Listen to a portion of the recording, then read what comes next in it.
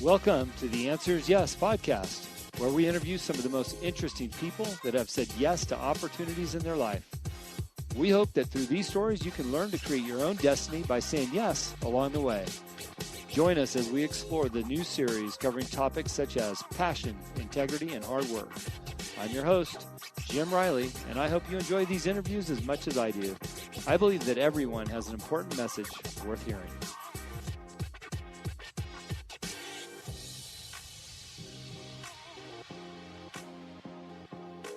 Today, I interview Kevin Palmieri from the Hyperconscious Podcast Show. He is a speaker, a coach, and a great podcast host. He talks about not only hitting rock bottom, but what the basement looks like. You know, today I was reading an interesting quote from my good friend and mentor, David Meltzer, and the quote goes, "Nothing happens to you. It doesn't even happen for you. Everything happens through you." And he goes on to say, before he was accountable, he used to believe everything happened to him. Once he understood accountability, he started to believe everything happened for him. Then he experienced a quantum shift to truly understand that nothing happens to him. It doesn't even happen for him. It happens through him. Making mistakes is not what holds us back. It's dwelling over them and our lack of willingness to let them go. Stop stumbling on your mistakes that you made yesterday. We all make them. Forgive yourself, learn from them, and apply the lessons you learned moving forward. Every mistake is a miracle with a perspective of gratitude. I love how he talks about things happening through you, not only the bad, but the good. Please enjoy today's podcast with Kevin. Welcome to the Answer is Yes podcast. Thanks for tuning in. I am having just a wonderful time with the guests I've had on recently. Not that it hasn't been great in the past, but I just feel like we're on a motivational drive with some incredible guests, and today is no exception to that. We had Alan on the show a couple weeks ago, and this week I've got his partner, Kevin Palmieri, on the line right now. Kevin, how's it going? I am living the dream, Jim. I appreciate you having me on, and like you mentioned, you had Alan on, so I have big shoes to fill in, and I hope I can do it. Dude, I had such a great time talking to him, and you know what was super cool about Alan is I got off the line, I felt great. I was motivated. I'm charging through the day, and I started getting these pings on my phone. I'm like, gosh, my Instagram's blowing up. And he had not only posted a thank you on his feed for me, but he sent me a really nice voice recording in my messages. And I just thought, man, what a great person that he took the time to do that. And then he continued with a couple other written messages. And, he just really is a special person. So the shoes you got to fill just got a little bit bigger.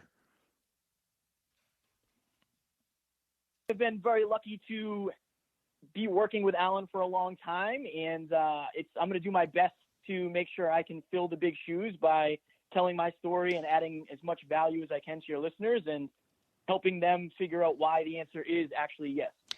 So I'm on your website, and you've got a statement right below a video that you talk about your life story. It says, many people have the misfortune of hitting rock bottom, and we hear that term often.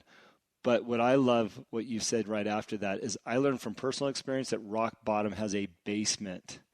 Dude, listen, I want to hear the story. Would you mind just taking us back and telling us a little bit about your life and maybe early on where you started working and what it was like growing up in your household and kind of walk us through some of the steps that you went through to get to where you're at today? Oh, for sure. I actually open every one of my speeches with that quote, the rock bottom. So when I grew up, I was in a single-family house. So my father left when I was just a little boy, and I never really knew him. So I don't think I ever really knew what the definition of a man was because I was raised by my mother and my grandmother. That didn't really manifest itself until later in life. So I feel like I had a pretty normal childhood other than the fact that I was raised by my mother and my grandmother. Nothing crazy happened. But I didn't want to go, after I graduated high school, I didn't want to go to college. I knew that going to college wasn't the route for me. I didn't want to be in debt, and I didn't know what I wanted to do in my life. And that was very scary considering all of my friends at the time went to college. So basically from the age of 16 until now, I have been working full-time in something. I was job hopping. I was a gas station attendant. I was a personal trainer. I worked at a hospital. I was an on-call firefighter. And eventually I got this opportunity to become a construction foreman who traveled up and down the East Coast, making a lot of money, but spending a lot of time on the road. So the initial part when I really first hit rock bottom was I had just done a bodybuilding show. And if any of you listening know what happens during a bodybuilding show, you basically starve yourself, you overtrain, you're always tired, you're always hungry, and you're never satisfied. So I got really, really lean, but I also got really, really depressed. And that was a very dark time in my life. Now, I was still traveling up and down the East Coast, so I was eating my meals out of Tupperware, going hotel to hotel. But again, in my mind, I was making really good money, so that was awesome. Mm-hmm. Now, by all outside standards, I had everything you could ask for. I had the body of my dreams. I had a brand new sports car, a six-figure job, a beautiful girlfriend, a nice new apartment, financial freedom. By all outside standards, you would say I had what everybody wanted, but I never took care of my mental health. I never faced my fears. I never was willing to admit my insecurities. I never got over my limiting beliefs. So after that bodybuilding show, my girlfriend left me because I was unbelievably depressed. I was a shell of myself. I was not the man that I promised her I would be. And that is the first part of rock bottom. I'll never forget that because my bills doubled, work slowed down, and I didn't know how I was going to make ends meet. Now, luckily, I crawled out of that depression. It wasn't too serious at the time. It wasn't that serious. I found out later that it does, in fact, get worse if you let it. But I dove into personal development, but the problem was once work started picking up again, I went into money-making mode. I thought that money was going to fix all of my problems. I thought it was going to fix all of my problems. So over the next year, I spent 10 out of the next 12 months on the road, hotel to hotel, traveling, only home for 8 days a month on the weekends. That was the only time I was home. And at this time, I had just started the podcast. Now, to me, the podcast, the Hyperconscious podcast, which is my full-time job now, it was just a passion project. And I remember one day when I realized I didn't want to do work for money anymore. I wanted to do work for fulfillment, for impact, and I wanted to be free. I wanted to do my own thing. And I kept traveling and I kept working and I kept making money. And that was the year that I made the most money I had ever made. But the beginning of the next year, it started over again. And I'll never forget this moment. I was sitting on the edge of a crusty hotel bed in a dirty room in New Jersey. It was 5:45 in the morning. I believe it was a early winter day. And I just describe it as I couldn't turn the noise off in my head. I just kept having these thoughts of like, you're not good enough. You're never going to get out of this job. You don't have a college degree. So what are you going to do? You're stuck here forever. The best thing you could do is just end your own life. And in that moment, I truly felt like that was the only thing I could do. And that's why I feel so bad for people who not only feel suicidal, but actually take action upon that, because I can only imagine what that next step actually feels like. And I reached out to Alan at the time because we were decent friends. We weren't like we are now, but him and I talked about it and he talked me off the ledge, so to say. And looking back now, it's easy to reflect on this because now I've made my life's mission to be the person that I needed when I was at my lowest point. But that very well could have been the worst day of my life, but I turned that into the best day of my life. So I quit that job 3 months later. I left that old life behind. I went full-time into podcasting, and now this is what I do. I'm a podcaster, I'm a performance coach, and I'm a podcast coach and a speaker. So I turned my life around in a different way. I want to go back to when you first talked about your depression, losing your girlfriend, your bills doubling, business slowing down. Most people, and I do not want to trivialize what you went through. Most people feel like a rock bottom has to do with whether it's alcoholism or drugs or abuse and things like that. But I think oftentimes people are hitting a bottom, but because it's similar to the bottom that you described, they don't put as much weight behind it to take action with that. And I realize that it took you a little time to get through that. But how did you identify that was a bottom for you? outside of just kind of some normalcy in life where things get a little bit tough. Because I think if we can help people learn from our bottoms and, what changed our lives, we can help them be better and identify things earlier than maybe what they do. Yeah.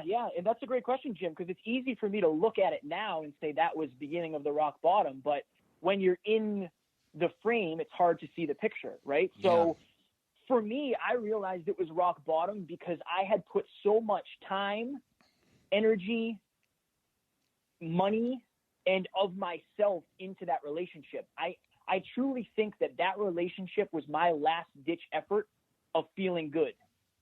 And in those dark moments, and this is why I say it was rock bottom for me, because I had to face so many demons that I didn't even know I had. I didn't know I was depressed. I didn't know I had anxiety issues. I didn't know that I had so many limiting beliefs. I didn't know that I had so many fears. And I think for most of my life, I tried to hide that in relationships and other people and having things, putting that into material possessions. I think I tried to cover myself and cover my fears with success. Mm-hmm. And when you lose everything that you thought made you who you were, you have to very quickly figure out, what is my actual identity? So it was rock bottom for me because I realized I didn't like who I was. Yeah. Well, it takes a very strong person to understand what you're going through and who you actually are and to start to make that change. Touch a little bit on, you were making a lot of money, running up and down the coast, running hard. How do we help identify when we're in that position that that's not happiness? Because, I think we all aspire to make a lot of money and many people achieve that and they're in the same boat as you were. They just don't realize it yet because society says you got to make a lot of money to be happy. Right. And I think the older we get, we learn that is not the definition of happiness. Money can be a result of doing things that are pleasing and helping others and fulfilling. But when the money's the focus, we know with age and experience that it's not the happiness that we need. Yeah, I think it starts with getting clear on a lot of things. I think one of the things that people lack more than anything, more than motivation, more than habits, more than consistency, is clarity. Because without clarity, it's hard to be any of those things. It's hard to be consistent. It's hard to be motivated, right? So you have to get clear on what you actually want out of life. One of the questions I ask my clients is, if you never had to worry about money again, what would you do? And I know it's kind of a cliche question. I know a lot of people ask that, but when I went from my job into podcasting, I wasn't making any money. I left, I went from six figures to nothing. Mm-hmm. But I couldn't explain it to people who didn't do what I did because I remember telling Alan, I don't have any of the results I used to have, but I feel like a much better human. I feel like a much better, more evolved version of myself. And I think that's what fulfillment is. So I think people have to try to get little doses of fulfillment to understand that the money is great, but if you're not, it doesn't matter. Money is going to help with a lot of things, but it's never going to help with your mindset. It's never going to help your limiting beliefs. One of the things that really did it for me, I was laying in bed, and this was after my first rock bottom moment, but I remember laying in bed and thinking to myself, it doesn't matter what bed you're laying in. It doesn't matter who's laying next to you. It doesn't matter what house the bed is in, what state you're in, what you're doing tomorrow. All that matters is those thoughts in your head. So I think if you're listening to this right now and you think money is the key to happiness, or you're unhappy because you're doing something purely for money, I would ask you, if you had all the money in the world, what can you do? What would you do? And get clear on that, and then reverse engineer that and try to get clear on, okay, how can I start doing that? Yeah. Even if it's taking a step back financially, that's a lot of my clients are doing that right now. They're taking step backs financially so they can take steps forward in fulfillment. And I think that's the key to happiness.